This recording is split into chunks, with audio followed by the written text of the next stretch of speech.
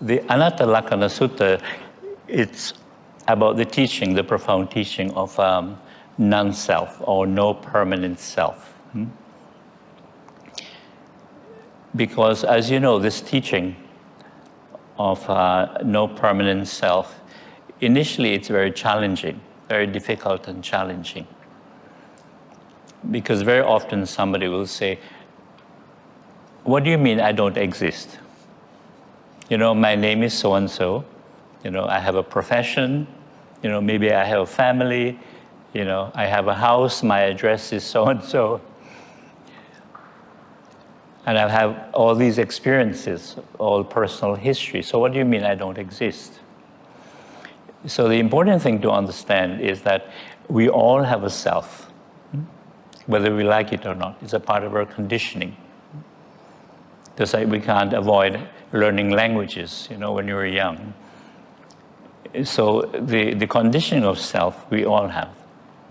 So even Siddhartha Gautama, you know, Prince Siddhartha Gautama, he also had this conditioning of self.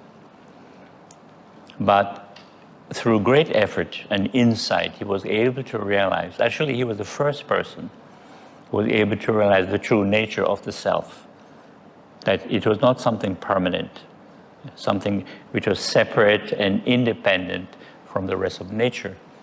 It was just a result of social conditioning. So when he began to teach this profound Dharma, I would say most people couldn't understand it, including the monks.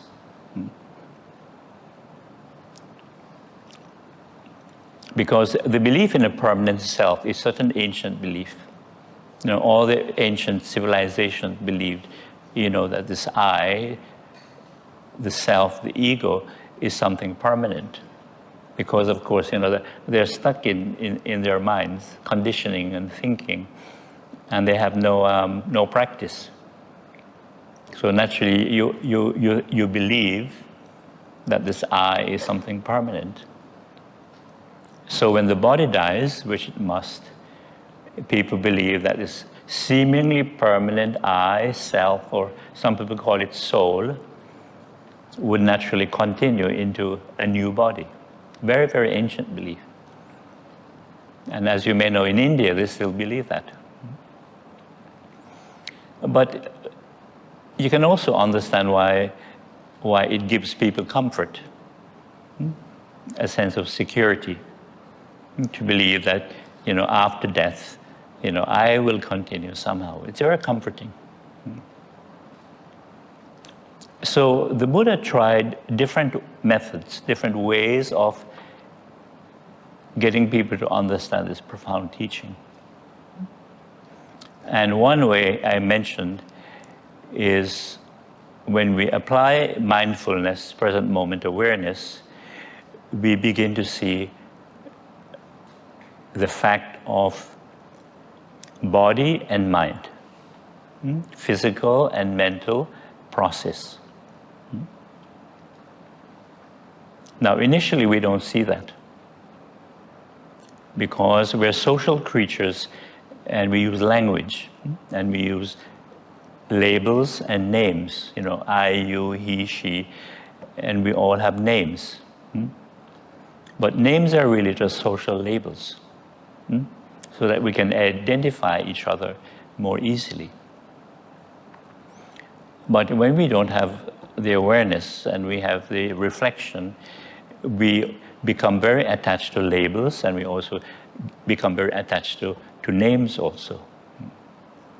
I know in North America, I see this very strongly.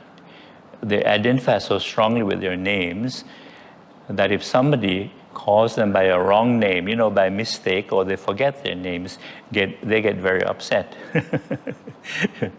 because they take it so personally. Or if you mispronounce their name, you know, maybe they pronounce it in a certain way, and if you pronounce it in another way, they get upset, and they have to correct you. You know, the right pronunciation is like this. So this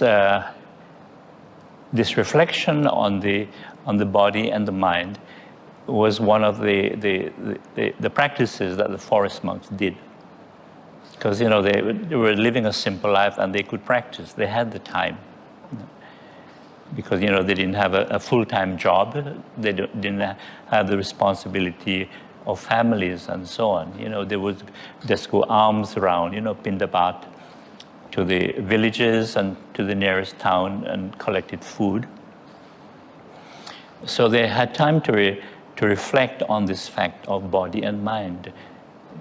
And in Pali language, it's called rupa and nama, rupa and nama.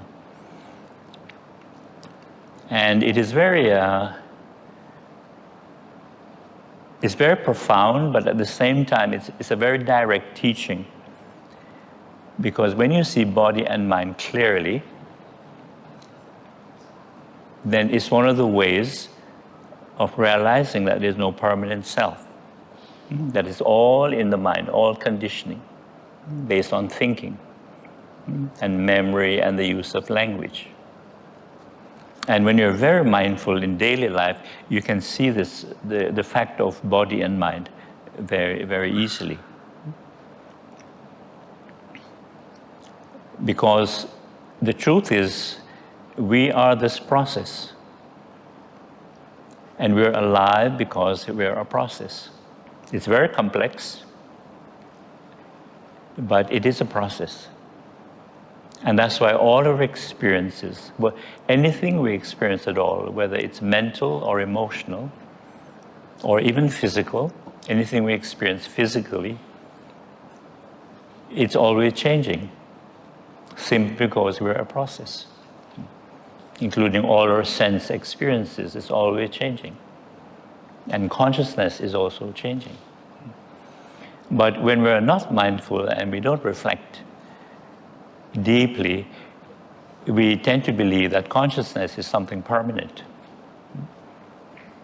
And this is why many people, even in Buddhist countries, believe that, you know, when we die, you know, of course, there's no permanent I that takes reincarnation or rebirth, but consciousness will continue after death. And it is consciousness that takes rebirth. But when you investigate, you realize it's not possible.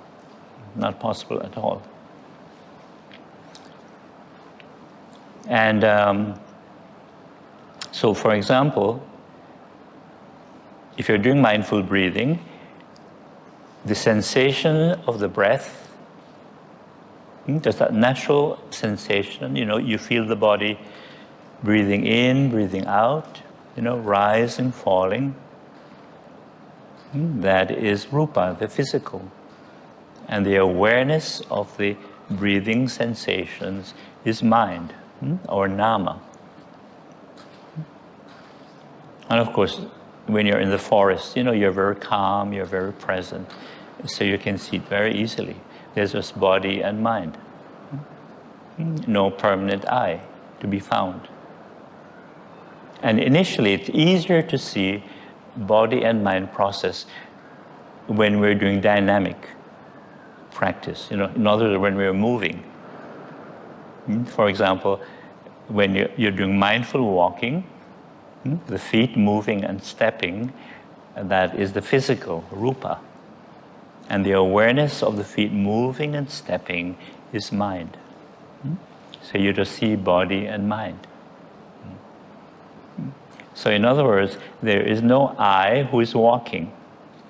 There's only rupa and nama that's walking. Or the body-mind process is walking. And at the same way, if you ask me who is sitting here speaking, it's just body-mind process who is speaking. There's really no Bhante Kovida here. Or let's just say Bhante Kovida is only a social label.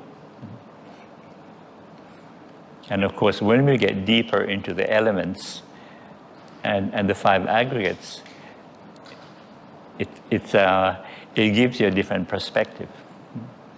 A perspective that is different from our social world, our conventional world. It's very profound, but it's really wonderful for reflection. And of course, if you're doing the dynamic meditation with the hand movements, you see it very clearly.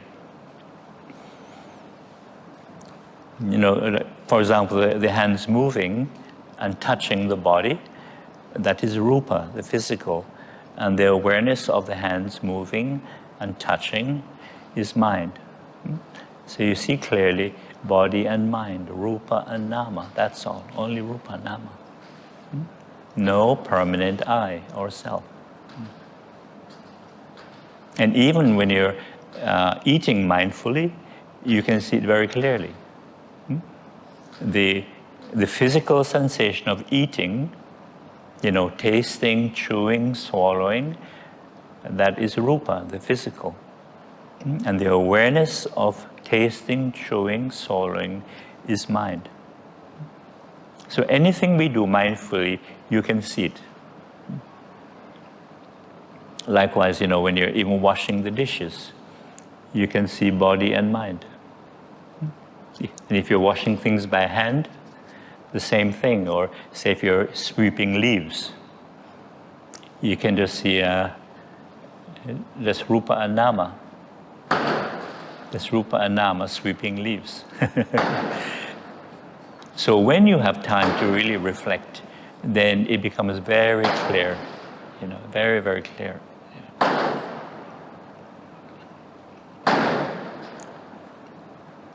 And this teaching is also very, not only is it profound, but it's direct, and we're able to see conventional reality for what it is. Meaning that all our social labels that we have, and we all have social labels, including our names, they are only human convention. They're not permanent reality. For example, even man, woman are just social labels. But on that deeper level, there's again only body-mind process. You see that? Only body-mind process. And that includes, you know, husband, wife, computer engineer, lawyer, doctor, secretary. You know, whatever your profession is, you just sit at that basic level. Only body-mind process. And that includes, of course, monk, layperson also.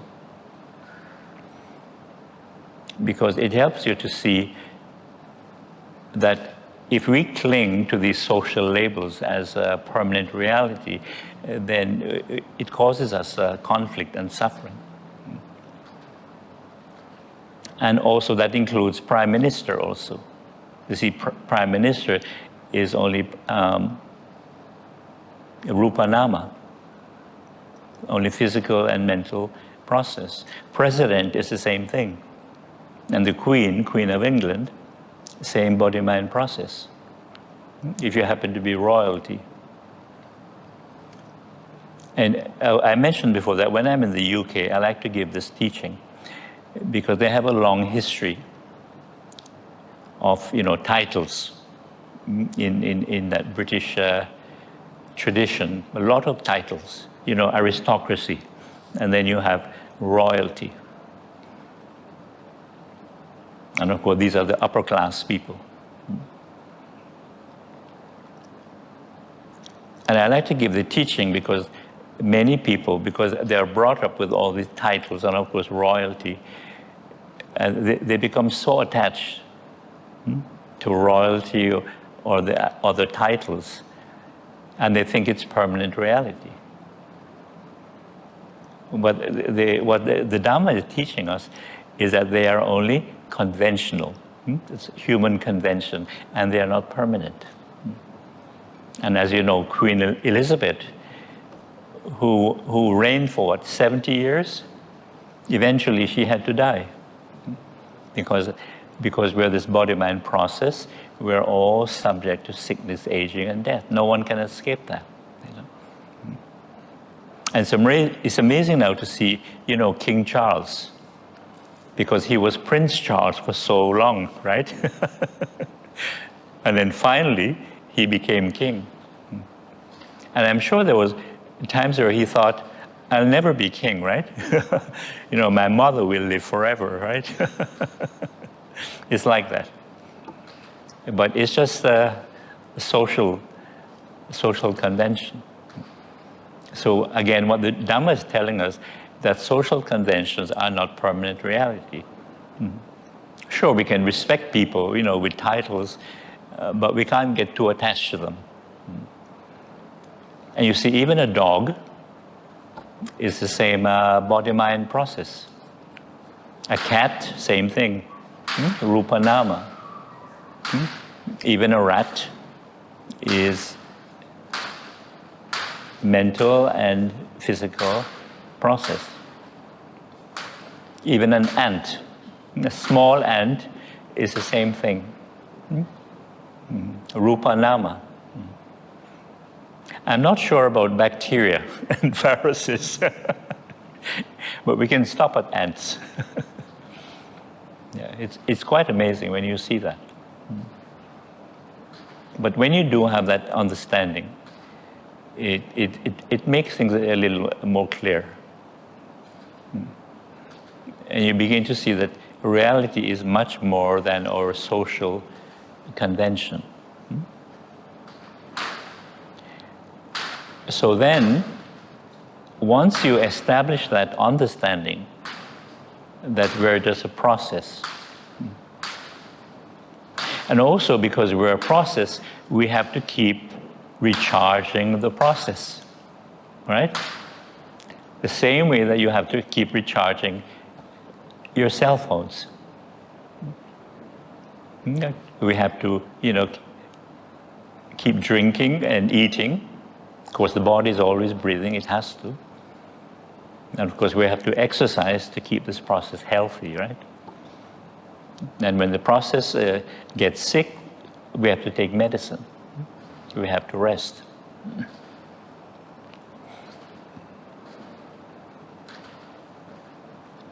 And then, below, a bit deeper than this body-mind process, below Rupa Nama, we have these 5 things, the sakandhas. And in English they call it the aggregates. But somehow I find the name aggregate a bit strange. That's why I rather say the 5 facts, the 5 factors of experience. So the Anattalakkana Sutta focuses mainly on these 5 things, the 5 factors of experience, the 5 sakandhas.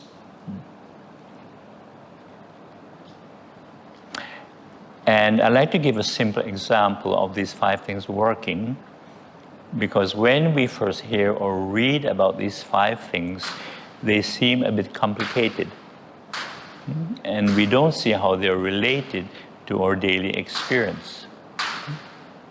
But when you hear this simple example, then you can relate to it.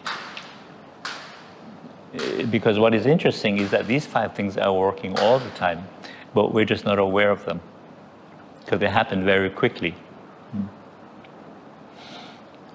And to remind you, the 5 factors are the physical body, physical form, which contains all our sense organs, eyes, nose, tongue, ears, and so on. And there's a feeling or sensation. Then we have perception. Then we have mental reaction or mental formation. And we have consciousness. See, it sounds complicated. But once you hear the simple example, then you can relate to it. And I like to clarify what perception is, because sometimes the word perception can be a bit vague. The way we use it in language, it can be a bit vague. But basically, perception is the ability to recognize a sense object. And a simple example of that is, say you're listening to the radio and you hear a song. And if you recognize the song, And sometimes you recognize the singer, the artist. That is perception at work. So not only are you hearing the song, but you recognize it. Which shows you that perception is related to memory, right? From previous experience. And I mentioned before, there are certain smells that you recognize immediately. And a good example is frying garlic, right? Frying garlic, you recognize immediately. And of course, in Southeast Asia, the most famous smell of all is durian. That's right. So if you travel anywhere around the world, away from Malaysia, and you happen to smell durian, you know exactly what it is. That's the power of perception. And I mentioned before too, if you go to these Chinatowns in North America, you know, like San Francisco, Vancouver, Toronto, New York, you get all the fruits from Southeast Asia. You know, durian, rambutan, mangoes. Of course, they have mangoes now. But a lot of white Americans or white Canadians, if they go to Chinatown and see these fruits, they have no idea what they are, because they've never experienced them before. You know, but of course, if you go or I go, you recognize them immediately. So you really see how perception is related to memory and previous experience. Yeah. And a very good example of perception, and you can all relate to the experience, say you're meeting a friend or a family member, say downtown somewhere, you know, in a very busy shopping center, shopping mall, and you're waiting for this friend, and you see so many faces going by. So many coming, going, coming, going. And of course, your friend is late, right? And you're wondering, where is this person? All these faces coming and going. But the moment you see that face, right? The face of a friend or a family member, immediately you recognize them, right? Among hundreds of faces. That's the power of perception. Now, consciousness, as we said, is something always changing. And it's always depending on our sense experience. For example, if you ate something before you came here this evening, part of consciousness included tasting and smelling. But at this moment, you're not tasting or smelling anything, right? So what do we have in consciousness at this moment? Seeing, hearing, and you feel your body sitting, right? Now close your eyes for a moment, and there's no seeing consciousness, but there is still hearing and feeling your body sitting. And of course, if you happen to be thinking, then thinking would be a part of consciousness. But if there's only awareness, then there's no thinking consciousness. And then you open your eyes again, and seeing consciousness arises. So when you open your eyes, seeing consciousness arises again. So that's the nature of consciousness. It's always changing. And later, you know, when you go home, if you have something to eat or drink, then tasting and smelling will arise again. And we mentioned before that tonight when we all go to bed and we fall asleep and we're in the deep sleep state, there is no consciousness. And the deep sleep state usually lasts between 1 to 2 hours, depending on the individual. And for young children, the deep sleep state is a bit longer for young children. But for adults, it's between 1 to 2 hours. There's absolutely no consciousness. and you're not even aware of your house. You're not aware of your family, your friends, even your job. And Malaysia does not exist in deep sleep state. Very interesting. Even your bedroom does not exist.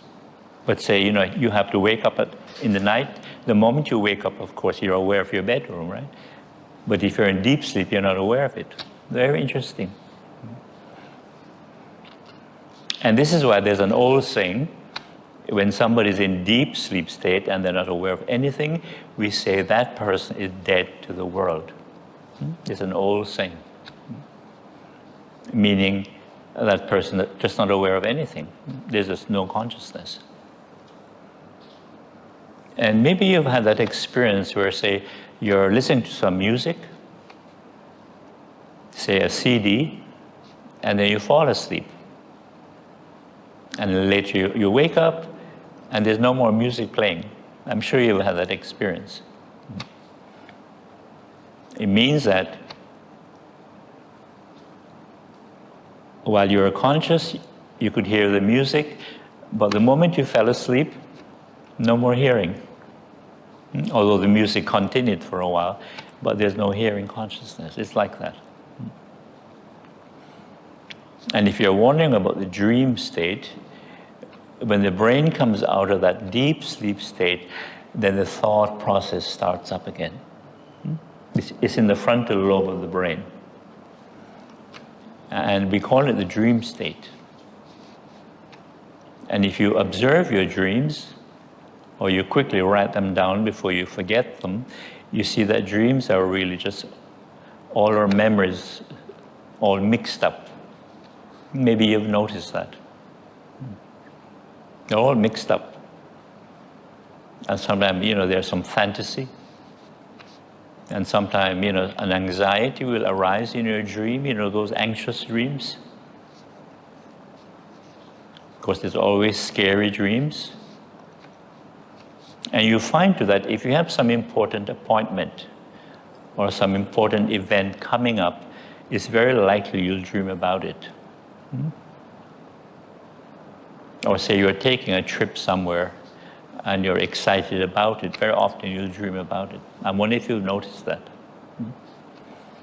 And if you're taking a trip, very often you'll dream, that, you're trying to get to the airport, but somehow you're getting delayed. Or something is preventing you from getting to the airport. And you finally get to the airport and you've missed your flight.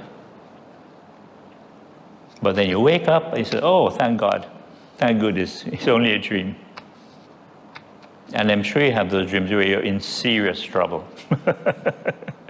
And you think, this is it now, this is it. And then you wake up and you're happy that it's only a dream. And then there are those special dreams where something wonderful is about to take place, and then you wake up. And you wish, you were still dreaming. So the simple example I like to give is you're taking a walk in a forest or a bush somewhere. Of course, your physical body is involved with all your sense organs, and you hear a sound. You look towards the sound, and your eyes see an object. So from hearing consciousness, seeing consciousness, and you see this object, and with perception, you recognize that object as a frog or a snake. Okay? From that perception, that recognition, comes a feeling or sensation. If you happen to like frogs or snakes, most likely it's a very pleasant feeling, right? You're happy to see the frog or the snake. On the other hand, if you don't like frogs or snakes, the opposite happens. Ooh, aversion, fear, anxiety. I have a feeling most of you would have aversion to the frog or the snake.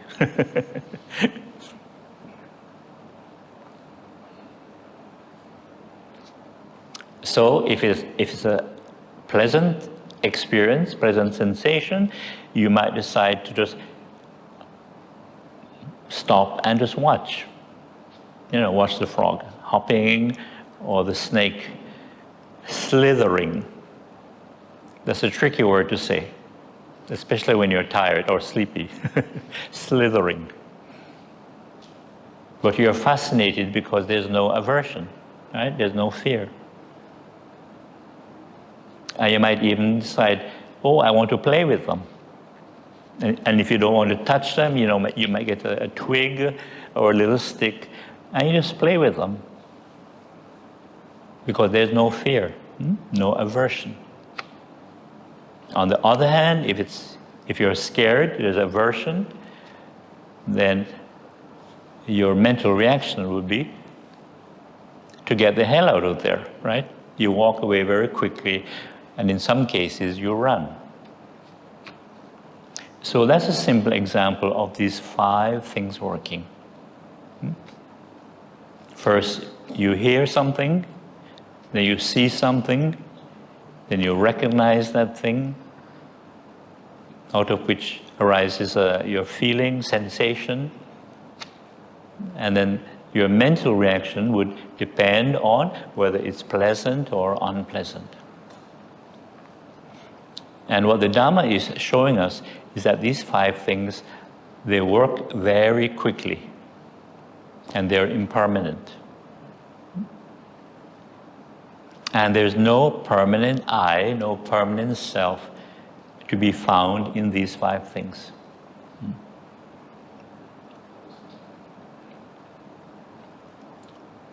And they are interdependent, interconnected.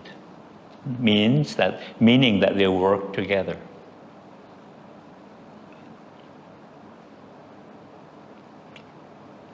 And also, what the Dhamma is teaching us is that when we cling to any of these 5 things, the body, we cling to it as self. If we cling to a feeling or sensation as a self, if we cling to any of these 5 things as self, me and mine, there is some form of dukkha, mental, emotional suffering. If we cling to our perceptions, if we cling to even our mental reaction, that is also a source of dukkha and conflict. And of course, when we cling to consciousness itself, to the senses, we also have conflict. I remember, a group of kids, say they're walking somewhere, say in the bush or the forest, and something moves suddenly in the forest. And each person will interpret what they see in a different way. Some people might say it's a rabbit. Some people might say it's a snake. Or it's another kind of animal. And of course, they start to argue. Who's right, who's wrong. But if you have wisdom, you won't argue. But you acknowledge, yes, something moved in the bush, but you won't argue and you won't cling to it, that my perception is correct. You understand? And your perception is wrong. Yeah, it's like that.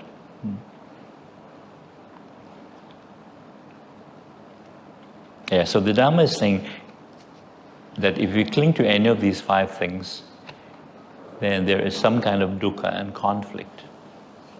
And of course, if we cling to the body, the physical form, as a self or something permanent, of course, there is suffering.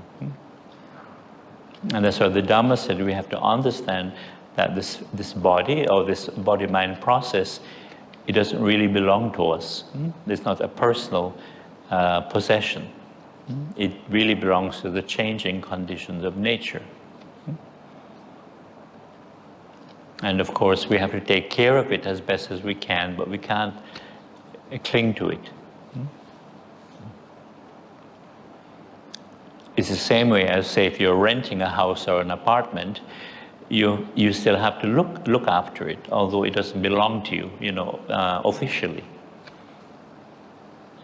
But even if your house or your apartment belongs to you, you're finally able to pay for it.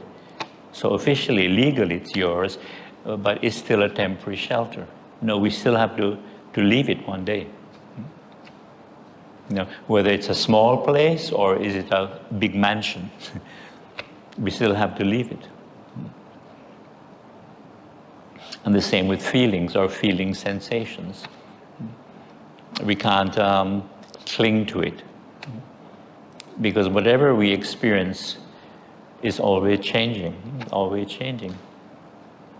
simply because we're this process. We always have to come back to that reality of rupa and nama. For example, in Theravada countries, the Buddha statue is often referred to as a Buddha Rupa. Buddha Rupa, meaning a physical symbol or representation of the Buddha. That's all it means. Buddha Rupa, a Buddha statue. But of course, the real Buddha is in our minds. I always say the living Buddha. The living Buddha is actually in our minds. The awareness and the knowing. Awareness and the knowing. And it's very important to understand, when we reflect on these 5 factors, to keep reminding ourselves that they are interdependent and interconnected. Very important. Why? Because many people believe that when we die, that consciousness continues after death. But when you understand that these 5 factors are interdependent, interconnected, you realize you cannot separate consciousness from the other 4 factors, because they work together, right? So in the same way, we cannot separate our nose from our face, because our nose is a part of our face. You can only separate your nose from your face if you do it surgically. But otherwise, you can't separate it. Just like you can't separate your eyes or your eyebrows or your chin, your forehead, from the rest of your face. So why do we do that? Why do we separate consciousness? Because for one thing, we are trapped in thinking. We don't have the awareness. And secondly, it's just wishful thinking. Because when we're trapped in thinking without any understanding, we want something to continue after death.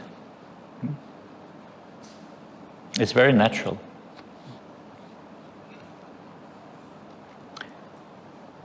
And one of the insights you get when you understand the nature of thinking is that thinking is very limited. Thinking can only see things in isolation, things in fragments. Thinking cannot see the whole, how things are interconnected, interdependent.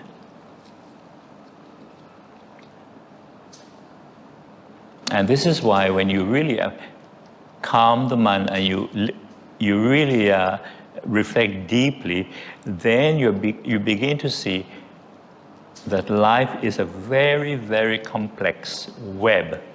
Like a spider's web, very complex web of interrelationships, interconnectedness. It's extremely, extremely complex. But when you're busy with your life and work and family, you cannot see it. It takes time and it takes effort. Extremely complex.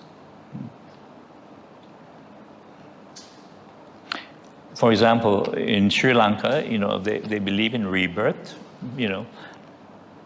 and I have a good friend, a monk, and one day we were discussing this thing of rebirth, and he believes that, when we die, rebirth goes up to the Deva realm, because he thinks it's permanent, that consciousness is something permanent. So consciousness goes up into the Deva realm, and it hangs out there for some time, and then it comes down and it takes rebirth into a human body.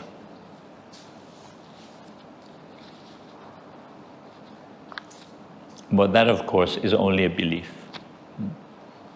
So I said to him, when you're retired from teaching,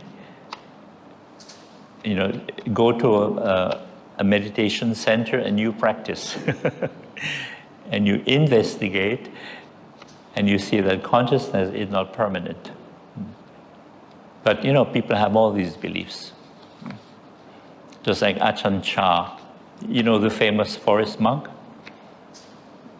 Because the last 10 years of his life he was unable to speak.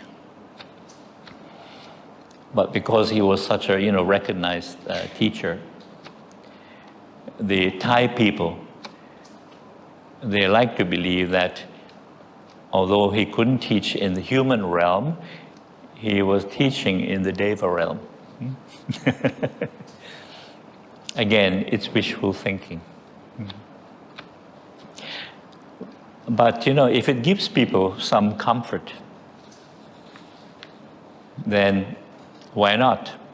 As long as you're not harming anyone or forcing other people to believe what you believe.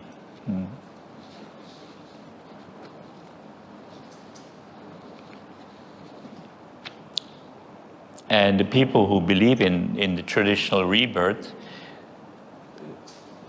you have the freedom to believe whatever you want. But the most important thing is present moment awareness and knowing. Because it's only with present moment awareness and knowing that we're able to deal with dukkha, mental, emotional suffering and conflict. Because after a while you begin to see that beliefs are not so important. But again, we cling to them because it gives us comfort. And especially regarding the great mystery of death and the unknown.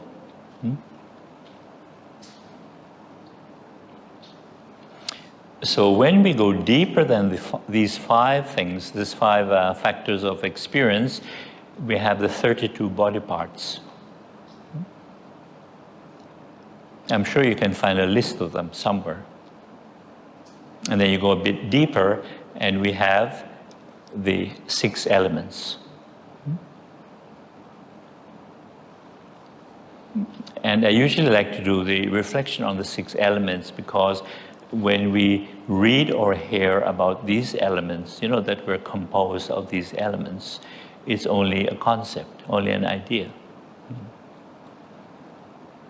But when you reflect on them on a regular basis, then the truth of the elements becomes very real. And you realize that we exist because of these elements. And we mentioned before, when we reflect on the truth of these elements on a regular basis, you get to a stage where you realize that we're just a collection of elements pretending to be people. Just imagine, we're just pretending. And my collection of elements sitting here is only pretending to be Bhante Kovida from Canada. And your collection of elements is pretending to be who you are, or who you think you are. Because in the end, it's all pretending. It's all pretending. And if you really want to know what continues after death, I call it the $1 million question, because people have been asking this question for centuries and centuries. What continues after death? What happens to me when I die? What continues after death? It's the elements. The elements go back to nature. But there's no aspect of self, of the self, that continues. Of course, some people will disagree, but that's okay. But really, it's the elements that go back to nature.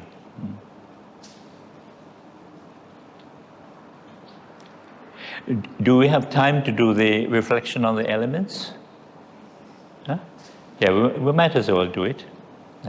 Yeah, some of you have heard this reflection before. But I don't think you've heard the elements, yeah. No, but the elements, but not. That's right. And also very often when teachers speak about the elements, they speak about it in a very academic way.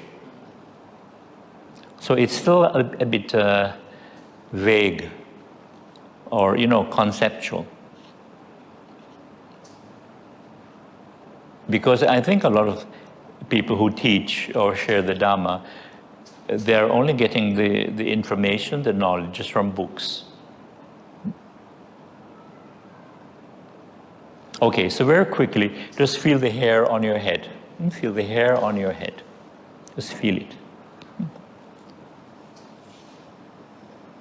Is there shampoo or is there conditioning? So the hair, of course, is related to the earth element, right? Earth element. And if you feel the nails on your fingers, just feel the hard quality. That's also earth element. And for the hair and the nails to grow, the water element is involved. The water element is involved.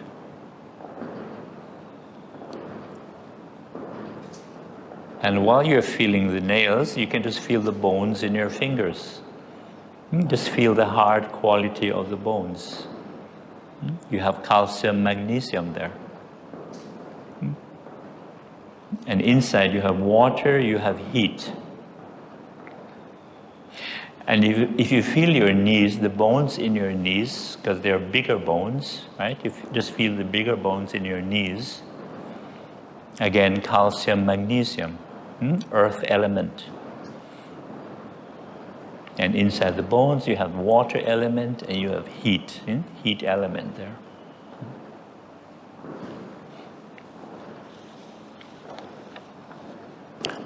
And then just run your tongue over your teeth, which is very easy to do. And just feel the hard quality of the teeth. Again, you have calcium, magnesium in the teeth, earth element.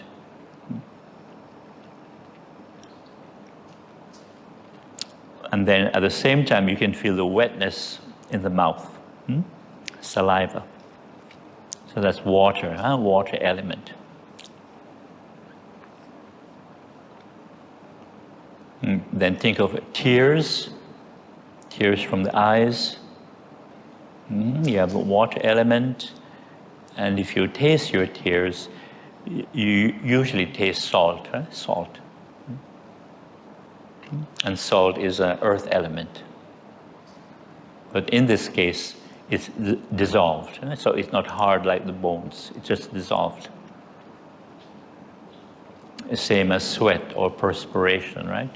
You have the water element, you have salt. And then you have urine or pee, which is a part of our daily experience. You have water element, you have salt, earth element, other minerals also.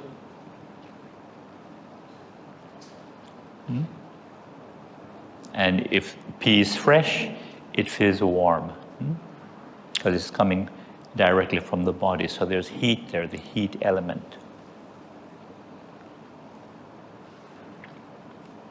And then we come to blood. You have the water element, then you have salt, minerals, and iron, the hemoglobin. So the earth element is quite prominent in blood. Salt, minerals, and iron. Then you have the heat element, of course, and then you have oxygen, carbon dioxide, and nitrogen. So the air element is also prominent in blood, just like the earth element. And the reason why we have the heat element is because we are this process, the process of body and mind. And so we have, what do you call it, metabolism, right? Metabolism, because the process produces heat. And that's why, when we get physically active, right, we feel warm or hot sometimes, and the body perspires as a natural way of cooling the system down.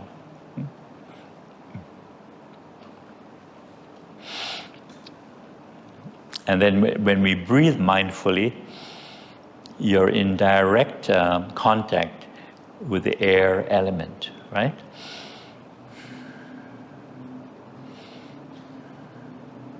Sometimes it's referred to as the wind element, air or wind.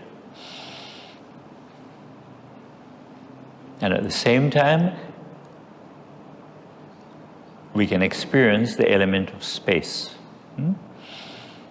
We can feel the space in the lungs as we breathe.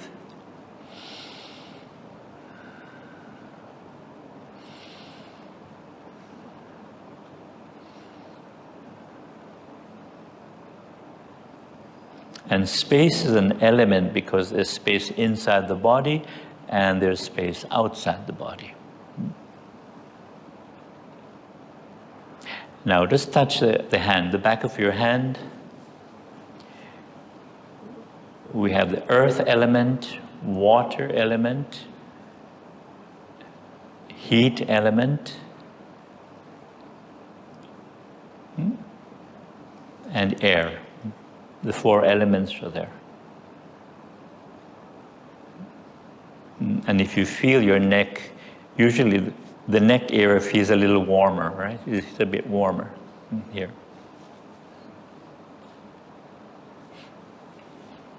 And of course, when we're having a fever, the heat element goes up. And as you know, when the fever gets too high, we need medical attention, all right? When it gets too high. So below the skin, you have, flesh, muscles, sinew, so many different body parts inside, and of course we have the internal organs. We have the earth, water, heat, and the air.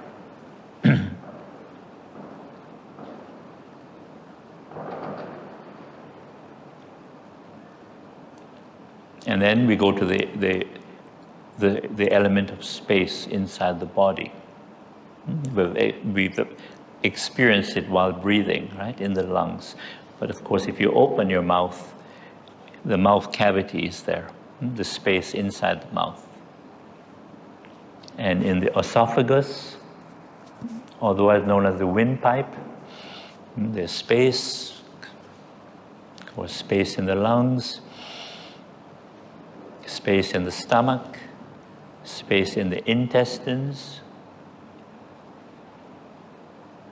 and there's space in the ear cavity, which allows sound vibration to take place, giving rise to hearing consciousness. So we're able to experience hearing consciousness because of the space in the ear cavity. And then we have space in the nostrils, which allows, in-breath, out-breath to take place. So there's a lot of space inside the body. And when the mind is quiet, more silent, we can experience spacious awareness. Because as you know from experience, when the mind is busy thinking, being preoccupied, or you're obsessed about something, there is no space in the mind.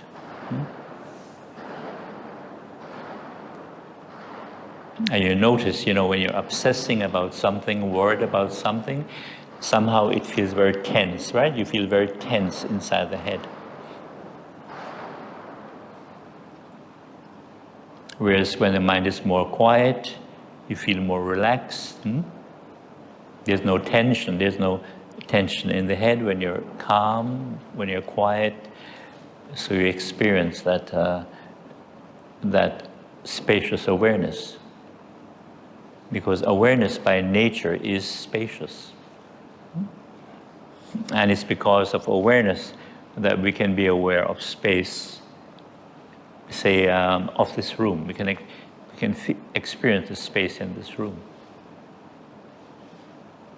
Where if we're busy thinking about something, we're not aware of the space around us. It's just like you can be in a very spectacularly beautiful place. Think of it. Just imagine a beautiful scenery. But if your mind is preoccupied, we cannot really appreciate that beauty, that environment. Because we're not receptive. We're not present.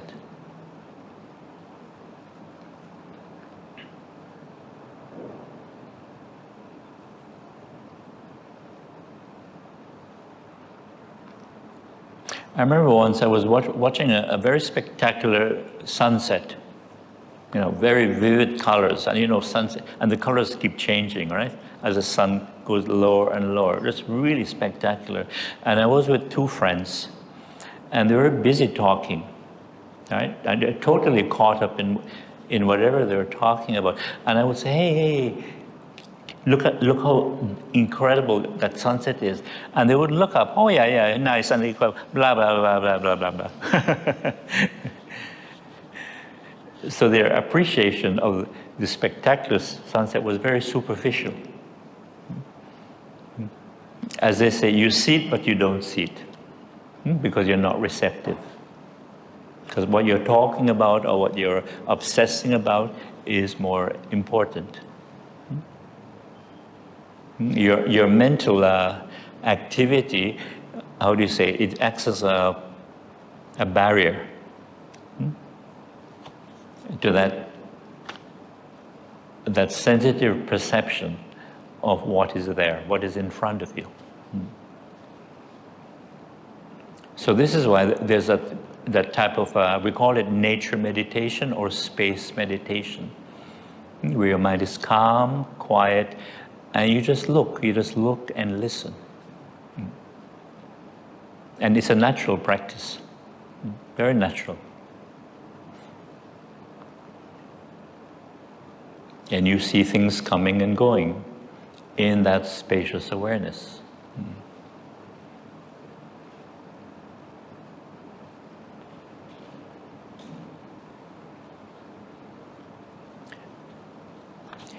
The Tibetans call this the sky-like quality of mind, when you have that open awareness. The mind is like the sky. The drifting clouds are like our changing thoughts and ideas. The gray-dark clouds and wind are like our emotions and moods. The thunder and lightning are like our anger and temper. The falling rain like our sadness, sorrow, and tears. But above the ever-changing clouds and weather is a clear blue sky. Similarly, above our constantly changing mental states is awareness, mindfulness, calm attention, clear, vast, and peaceful. The sky is clear and unaffected by what is happening. The clouds and wind come and go. So does rain and sunlight. But the sky remains clear, vast, and peaceful. See the mind as a clear blue sky, or the night sky filled with stars. and let everything arise and pass away, come and go on its own. Then the mind will stay balanced, peaceful, and free, observing the flow of events and our temporary mental, emotional states. Such is the nature of awareness, calm, spacious, and peaceful. So this is a reflection from that Tibetan tradition.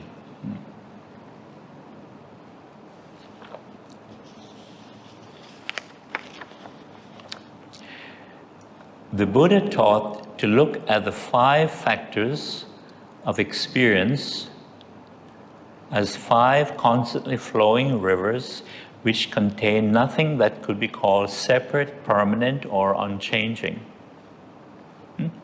The 5 aggregates or factors of experience are body, feelings or sensation, perception, mental formations, and consciousness.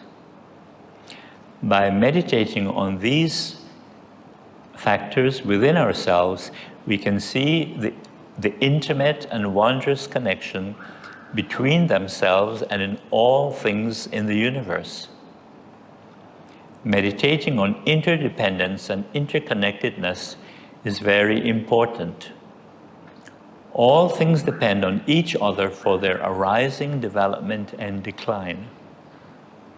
Without dependent co-arising, nothing could exist. Within one thing exist all things. Meditation on dependent co-arising is the gate that leads to liberation from birth and death. It has the power to break through fixed and narrow views, such as the belief that the universe has been created by some God or supreme being.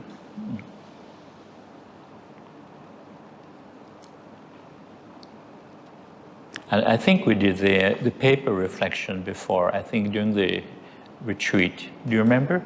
The paper reflection, yes. But I don't think you've heard this one. Okay. Very briefly, normally we just see this as a piece of paper, right? But when we look deeply, we begin to see all the factors that have caused this piece of paper to exist, to come into being. And the first thing we see is the tree, okay? And if you see the tree, we see the soil, the dirt.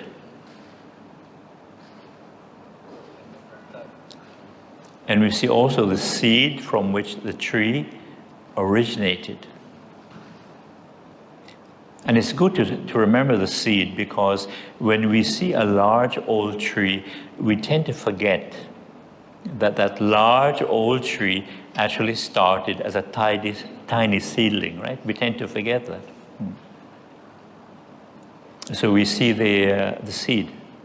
We also see all the bacteria in the soil. You know, microbes and also earthworms. There are also earthworms there. And even birds and insects that help the tree to grow. And of course, we see the rain. And if we see rain, we see clouds, right? Now, a few minutes ago, if I said to you, look here, do you see clouds? You think I was crazy, right? But now, do you see clouds? And actually, every time we drink something, any liquid at all, there are clouds, right?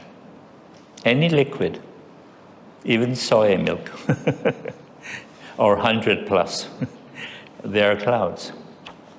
You can't escape it. And if you see clouds, you see the oceans, the rivers, the lakes. And you see the sun, right? The energy of the sun. And if you see the sun, you see the entire solar system. And if you see the solar system, you see the Milky Way galaxy. Fortunately, we can, on YouTube, you can see some fantastic photos of galaxies. So this sheet of paper is a product of the Milky Way galaxy. Just imagine.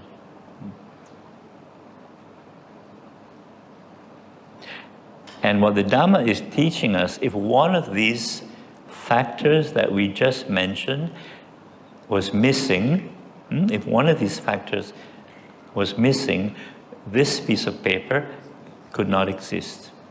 Because everything is interconnected, interdependent. Now, because this piece of paper didn't come directly from the tree, because it's processed, we have the human factor also. Then it gets really complicated.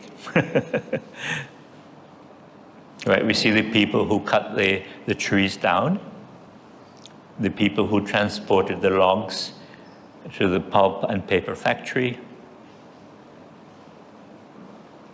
We see the people who worked in the factory, including all the machinery, all the technology. Then we see the people who transported the paper from the factory to the urban areas. Then we see the people who use that factory, produce paper to make many, many kinds of paper products. Imagine, right? There's a lot of paper products, right? So there's a lot of people involved when you think of it.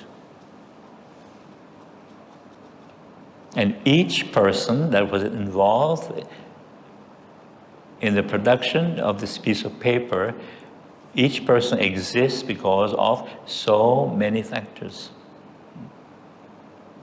And you begin to see that life is really a very complex web of interrelationships. And we mentioned before, if you just take all our direct ascendants, just our direct ascendants, you'll be amazed how many people are involved for you to exist. First, we have two parents, right? Well, I hope you have two parents. Then you have 4 grandparents. It's an easy calculation. You can do that when you're at home. 4 grandparents, you have 8 great-grandparents, right? And 16, you double the number. 16, great-great-grandparents. Then 32, great-great-great-grandparents. And 64, great-great-great-great-grandparents. Then what is it? 128, I think. 128, great-great-great-great-grandparents. And the number just multiply. Make the calculation yourself. You'll be amazed. By, 10 generations of ancestors, and then 12, you're up to thousands of ancestors. And these are just our direct ascendants. And then you think of all our uncles and aunties and all our cousins, right? First cousins. Then think of our, grand aunties, grand uncles, and all these cousins that we call second, third, fourth cousins. You really begin to see how complex the web of life is. And then you take into account all the people who have influenced our lives, who are not related to us, blood relatives. It's extremely, extremely complex. Like all your friends, your co-workers, your neighbors, and all the food that we eat, and the people that were involved in producing all the food we have eaten. Extremely, extremely complex.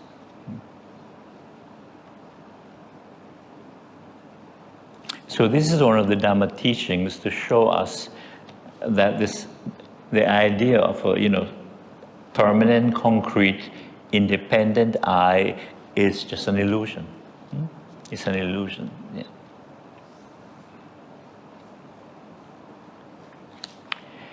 Now, there's one factor we have not mentioned for this piece of paper to exist, right? How do you know I'm holding this piece of paper, right? How do you know? My mind is To be more precise? That's right, seeing consciousness, awareness, seeing consciousness, that's right. So for example, if you were snoozing, you wouldn't be aware that I'm holding the piece of paper. Yeah. So awareness, yeah. You know, a very common question is, what is the difference between awareness and consciousness? Very interesting. What is the difference between awareness and consciousness? Many people would immediately say, there's no difference. Because very often when we say, you know, I'm conscious of something, it means that we're aware of something, right? But there's actually a difference. They're connected, but there's a difference. It's because of awareness. Remember now, with awareness comes knowing, right? The intuitive knowing. It's because of awareness that we know that we're seeing something. Can you see that?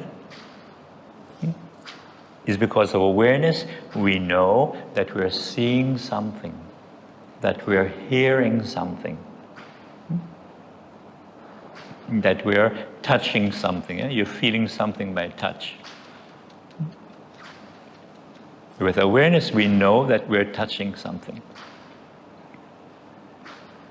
Can you see the difference? But there's also a connection. With awareness, we know that we're smelling something. Just like when you're eating. Next time, if you go home, you eat something, just apply your mindfulness and you see, with awareness, we know we're eating something, that we're tasting something.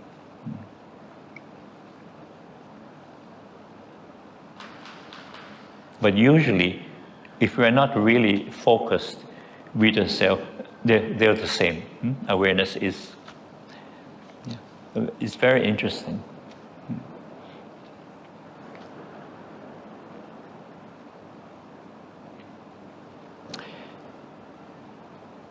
And as we said, when the body-mind process dies, and this is another interesting thing about the body-mind process, when we reflect on it, we begin to see that,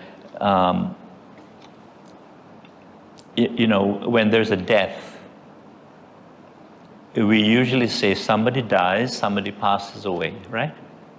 Because that is our human convention, you know, human language. Somebody dies, somebody passes away. Normal. But when we go deeper, you see the reality of body-mind process. You know, Rupa Nama simply shuts down. You see the difference?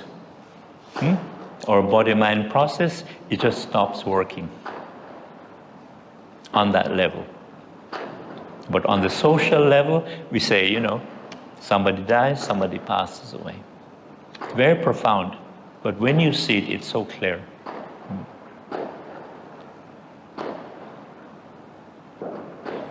And of course, we believe that, you know, a self exists. Like I exist, a self exists. And we believe that other selves, you know, other people, personalities also exist. And of course, other people, we die. But according to in the Dhamma, what the Dhamma is teaching us, that is actually a wrong understanding, not quite accurate.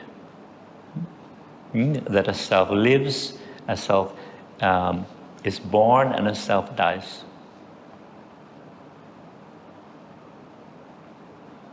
Or we believe that a self sees, hears, smells, tastes, touch, and thinks. But in reality, It's really, the body and the mind who's experiencing all these things. In other words, there's no permanent I who's actually experiencing these things. Seeing, hearing, smelling, tasting, touching. It's just process.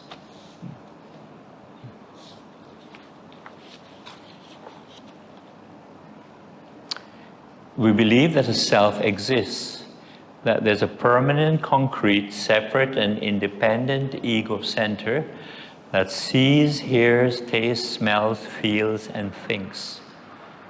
We believe that a self lives and dies. We believe that other selves exist, other people. This is the incorrect view of reality. What we take for self are only ever-changing phenomena. In reality, there is no I, no he, no she. These are just labels for social communication. These are just labels for social communication. We spend our lives dreaming about things which do not exist. Our wrong view causes us attachment and suffering. We have expectations of ourselves and others. And if these do not come through, we suffer from frustration, disappointment, anguish, and so on. We are afraid of death, and we do not know what happens to the self after we die. It would be most beneficial if you could see your life as it really is, only changing phenomena, physical and mental. Then we could face with right understanding sickness, aging, and death. All phenomena in ourselves and around us are only two kinds of realities: physical, rupa, and mental, nama. Nama experiences or knows. Rupa, the physical, doesn't know anything, meaning mentally. What we take for self or a person are only changing phenomena. Only rupa and nama, body and mind. This includes animals and insects. Emotions are only transitory and empty of self. Our whole life is like a chain of moments in consciousness arising and falling away. When we realize that our life is actually only rupa and nama, only physical and mental phenomena which arise due to conditions, we can be more patient and calm even in difficult situations.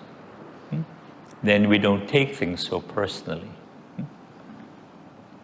Yeah, it's a very profound teaching.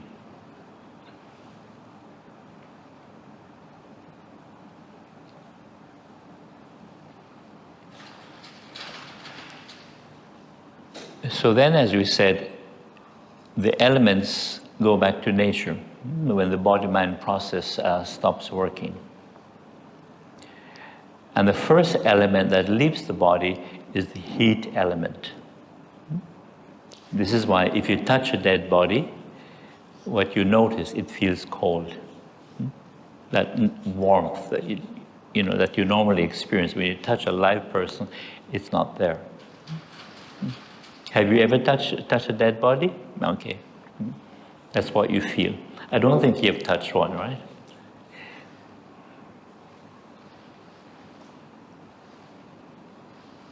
So you experience that. The heat element is the first element to leave. And it's obvious because if you think in terms of process, right? Body-mind process, because it stops working, it shuts down, so naturally there's no more heat, no metabolism.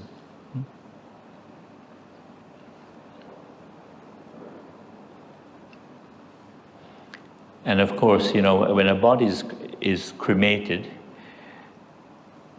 cremation, it just speeds up the decomposition process. It speeds it up. So within an hour or so, you just get, ashes and bones, bits of bones, the earth element. Whereas if a body is allowed to decompose in a natural way and exposed to the elements, eventually, of course, you get the skeleton, and then the bones eventually, turn to dust. The bones become dust, like this.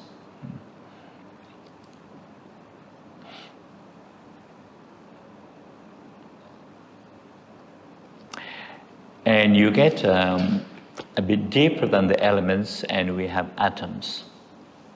Atoms, otherwise known as cosmic energy, because everything is composed of atoms. And you may recall the first law of science that says energy cannot be created or destroyed. It can only change its form, and it can move from one place to another. So on that deep level of reflection, we're able to go beyond the idea of birth and death. We're able to go beyond the idea of birth and death. Yeah. It's very profound. But like anything profound, if you reflect on it in a more regular way, just like the elements, then you begin to see the truth of it more clearly. And then it's no longer profound. It's like the elements. You begin to see the elements as a fact. You really see the elements as a fact. I think I mentioned this before in the retreat. What's unique about atoms is that they get recycled all the time. Remember? Yeah. So the atoms in our bodies at this very moment have been recycled many, many times.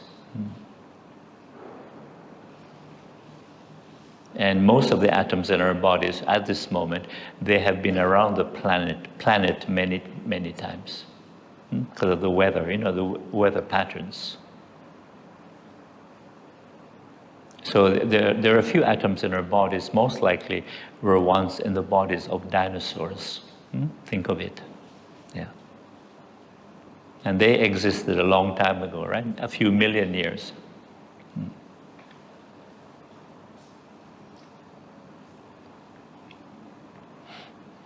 And because we're 70% water, many of our atoms that are in our bodies at this moment were once in the sky, as water vapor, rain, clouds, and of course snow in the northern hemisphere.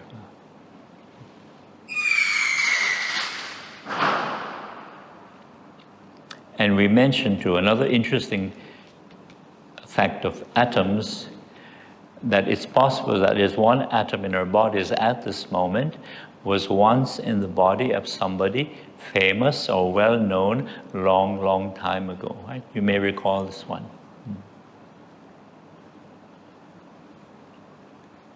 And a good person to start with is Genghis Khan. You know Genghis Khan, one of our ancestors. And if you read the history of Genghis Khan and the Mongols, they got around. They were very mobile because of the Mongolian horse. They rode but across Asia, I think, and they got as far as Eastern Europe, I think. Yeah. And the only reason why they didn't invade Western Europe is because he died. He died before they got to Western Europe. But he got around. And then another person we can consider is Julius Caesar, from the Roman Empire. So it's possible that there's one atom in our bodies that was once in the physical form of Julius Caesar.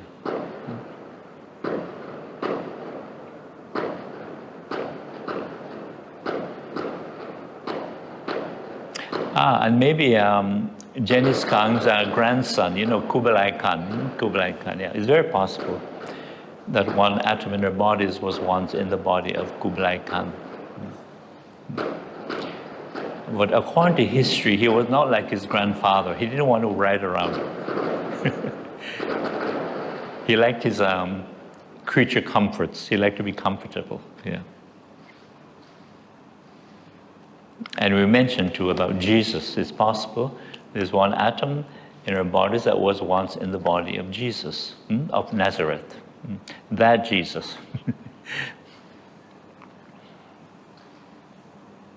And we mentioned too that it's possible that one atom in our bodies was once in the body of the Buddha.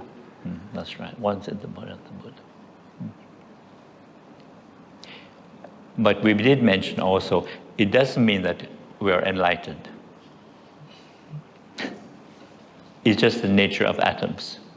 I think I understand your question. Okay, just on the genetic part of it, I think they discovered, the scientists who do genetic research, they have figured that Genghis Khan has spread his DNA quite a bit, and a wide range, quite range of the Mongolian gene was spread because, they traveled so widely because of the horse.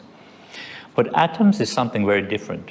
Atoms are something much smaller. It's a smaller unit of energy than genetic material. What the Dhamma is teaching us is to understand things at a deeper level that is beyond the ego. Because the problem is the ego, the attachment to ego. And I can see it in North America very clearly. With the sense of I is very strong, and they take themselves seriously. And I have to achieve, I have to prove myself. So when you have that strong sense of ego, of self, and of course I am permanent, you find that people have more anxiety, worry, fear, insecurity, and also greed. You train the mind, because that's the meaning of meditation. It's mind training, mind cultivation. To focus, to calm the mind, so you look deeply. And this takes time. You must remember these profound teachings came from the forest tradition. Not somebody working, for a company with all the high-tech stuff. People had time, not only the Buddha, but other forest monks. And they were living close to nature, and they were able to see things more clearly. So lifestyle is very important. And you must remember, there was no internet and there were no smartphones. This is why I like to say, if the Buddha had a smartphone, or if Siddhartha had a smartphone, he would never have become the Buddha.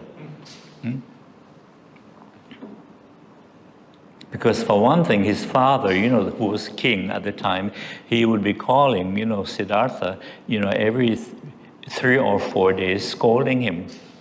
You stupid son, come back to the palace. You're the future king. Stop living your stupid lifestyle and begging for food. You're not a beggar, you're a prince. You know what I mean? Just harassing his son. And of course, his wife should be calling every day, right? Crying, of course. And how your baby son is crying for you. The baby son needs his father. You know what I mean? Or the emotional pull.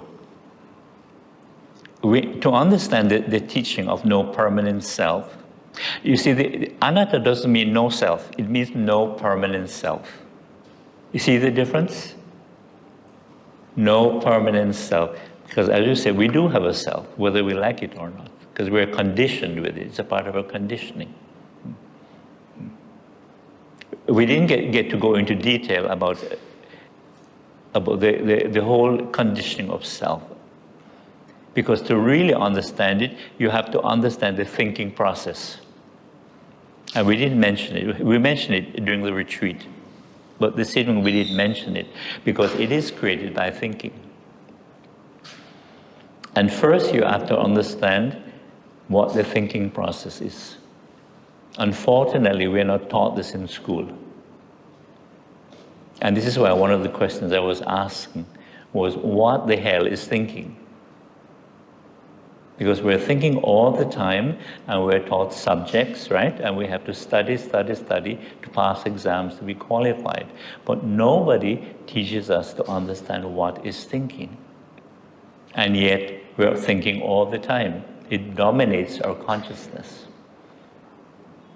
And although we need thinking in daily life, rational, logical thinking, but thinking easily becomes very irrational, very illogical. When it gets obsessive, mechanical, when you start to worry about something, when it gets very negative, very judgmental, and you have a lot of anger, aversion, jealousy, hate, and those things. So the first thing, it's in the handout. You can give her the handout. Thinking is a response to three things in the mind. Memory, you can see that, right? Memory, past experience, and knowledge, information. It's something you reflect on, and then it is so obvious. Memory, past experience, knowledge, information. Thinking is a response. It's responding to these three things in the mind. And as you know, thinking projects itself in the future. All our minds do this, regardless of language. I mentioned before. It doesn't matter what language we think in. Whether it's Hokkien, Cantonese, Spanish, Russian, French, it's the same thought process. Based on memory, past experience, knowledge, information, and that projection into the future. So thinking is a movement in time. From past to future, past to future. And of course, when you practice, you see this obvious fact. And that's why we're conditioned with this idea of past and future. Now, you look at young children, their sense of past and future is not that strong, because they're mostly in the present moment, young children. Because when we start going to school, we're getting more education, and we're thinking more, and we're using memory, of course, in our studies, and then we think of schedule and all those things, then the condition of the mind becomes more based on past and future. And of course, more thinking, right? More thinking. Because we're taught that intelligence means to think. And the higher your marks, in exam mean you're more intelligent, you're more smart. But the real wisdom, the real intelligence has nothing to do with thinking and, knowledge or academic qualifications. Because wisdom has nothing to do with knowledge. For example, you can have several university degrees or you have a PhD, but it doesn't mean that you have wisdom. They don't have common sense. You know the word common sense? Common sense is not common, believe me. And I know that from experience because I grew up where a lot of people did not have education. They were illiterate. Especially the older generation of African descendants, because we had African descendants from the days of slavery, the African slaves. But they had so much common sense, natural wisdom, because they were not educated. So in other words, the more educated we are, we have less common sense. Natural intuitive wisdom. And a good example of this, they used to tell me two things when I was growing up, two things. One was, time takes care of everything. Some things last longer than some, but in the end, time takes care of everything. Now, in more modern English, what are they trying to say? That everything is impermanent. Do you see that? Time takes care of everything. Some things last longer than some, but in the end, time takes care of everything. It means all things are impermanent and changing. And the second thing they used to tell me was, if you take yourself seriously, you're going to have problems in life. Is that Dhamma or what? That is the Dhamma. If you're too attached to ego, your ego, you're going to have problems in life, in all your relationships, pride, arrogance, and all that stuff. And of course, the more attached we are to ego, we have more insecurity, more fear, worry, anxiety, and greed also. Greed, yes. Because when we are insecure and anxious, it doesn't matter how much we have, material wealth, it's never enough. It's never enough. You see, when you follow the path of Dharma, it doesn't mean you don't have to be a Buddhist. Remember now, the Buddha was not a Buddhist, and he wanted people to see the Dharma. What I meant is it saying that we don't take ourselves seriously, and is it saying we don't take our actions seriously?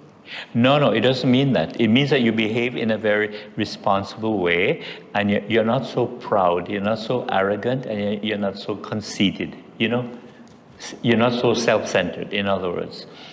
Which means that you're more kind, you're more compassionate to others. It means that your relationships are much more wholesome. They're much more harmonious. Whether it's with family, whether it's with friends, whether it's with co-workers, and so on. Because in the end, it's really about the quality of our relationships. Right?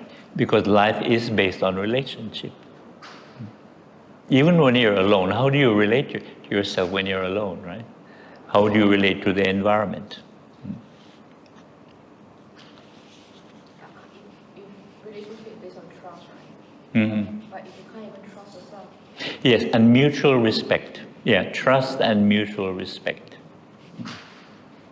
And trust implies that you have a more relaxed attitude towards, say, a person. Or say, if you trust an animal, say a pet dog, it means that you're more relaxed with them. You're not afraid that they're going to bite you. How do you deal with people who don't respect your rules? You don't even respect yourself. Of course, to respect yourself means you have to be kind to yourself. For example, I met somebody recently, and she was a very unhappy person because she didn't respect herself. She was always torturing herself. Self-torture? Self-torture means you're very hard on yourself. You're quick to judge yourself. You're always trying to prove yourself. Either to your parents or to, co-workers or to your friends. It's very sad, actually. It's sad because there are many people like that, not just one person. And eventually, she was diagnosed with cancer. Because she even said to me, in her family history, as far as she knew, there was not, cancer in her family. So when we had this discussion, it was obvious that it was caused by her, all self-inflicted, mental, emotional stress. It was all self-inflicted. And of course, she's always trying to, achieve. And I said, you have to learn how to be kind to yourself. First step, you have to learn how to be kind to yourself, to be more compassionate. And naturally, she suffered a great deal from guilt. Guilt is a judgmental mind, afraid of making mistakes. And this is why it's important that when we make mistakes, we have to forgive ourselves for being human. Because we're not perfect. We are not perfect. But because of our social conditioning, we think that we should be perfect, right? See how the mind is so crazy, our human mind. And yet we think we're so smart. But actually we are very deluded. We are very deluded. And everyone makes mistakes. I like to say that everyone, including famous monks. Including monks, and the famous ones also make mistakes. Because monks are human. Welcome to the human world. You can say it is perfectly natural for us to make mistakes. Because we are only human. And this is why we have the practice of loving kindness. Do you know that practice? You send positive thoughts, first to yourself and then to others. May I be well, happy, and peaceful. May I be free from fear, conflict, and devotion. And you send it to others. Like, may my family be well, happy, and peaceful. May my family be free from fear, conflict, and delusion. And you send it to your friends. You send it to your co-workers. And if you're having conflict with somebody, it could be anyone, you send positive thoughts. Send positive thoughts to them. And then send positive thoughts to all beings. It's a very beneficial practice. Because when we do that, we replace those negative, judgmental thoughts with kind, positive thoughts. Tomorrow, tomorrow is a future life. And yesterday was a past life. So we've been through many lives in this life. Many than you would ever guess. Each day is a life. From the moment we wake up until we go to bed. You get a calculator, because you'll need one. How many years you have lived on the planet so far, and then calculate how many months, how many days. You'll be surprised, just on a daily basis. And the most obvious fact, if you could collect all your photos, do you have a collection of your photos, even from young age? Maybe baby photo, some people have their baby photo. If you could collect all your photos and line them up, put them in a line, right? And you look at them. Do you ever look the same? Of course not. Because, as we said, we are this process of body and mind. But to really see it as a reality, as opposed to being a concept, you got to really calm your mind and you got to reflect. The reflection is very important. And to reflect properly, you need a calm mind. Very important. So naturally, when we reflect, we need to use thinking, right?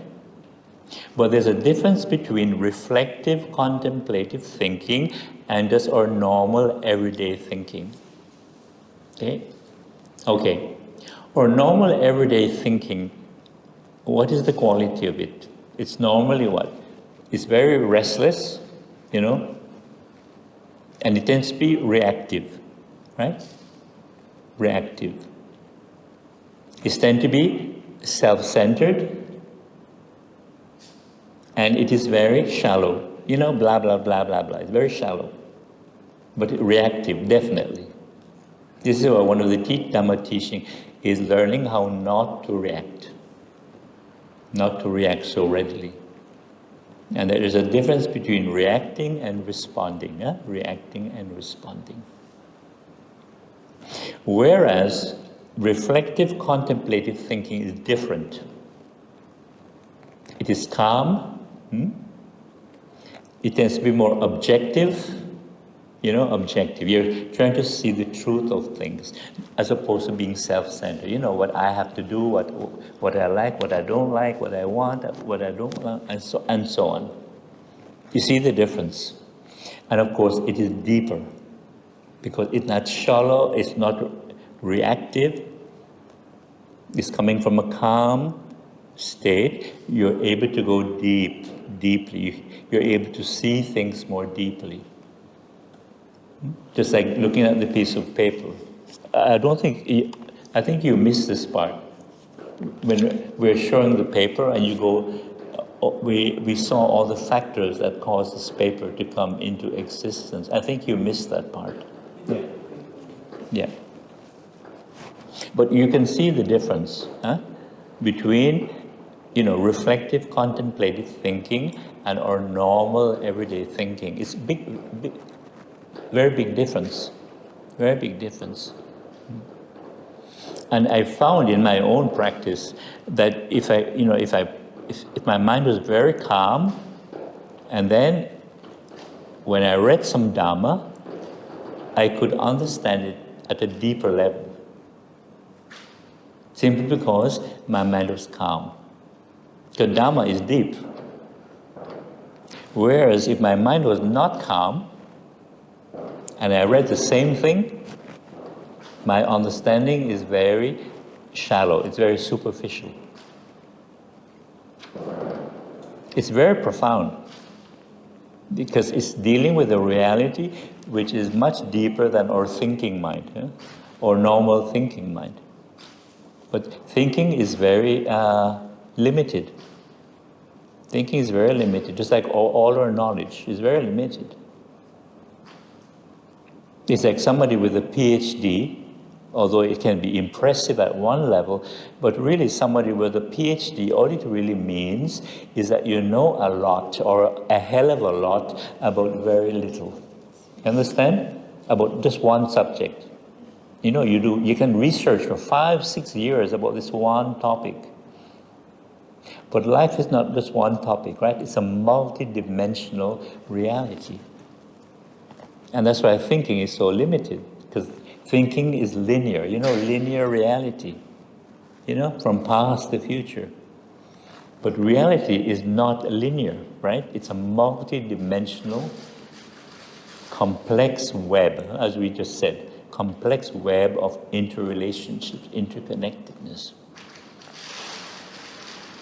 And scientists who study, who take time to study the natural world, realize these things. And they're able to take the time to study these things simply because they got funding. If they didn't get, proper funding, they wouldn't be able to, afford the time to really investigate. So what these scientists now are discovering about the natural world is something that the Buddha realized over 2,500 years ago.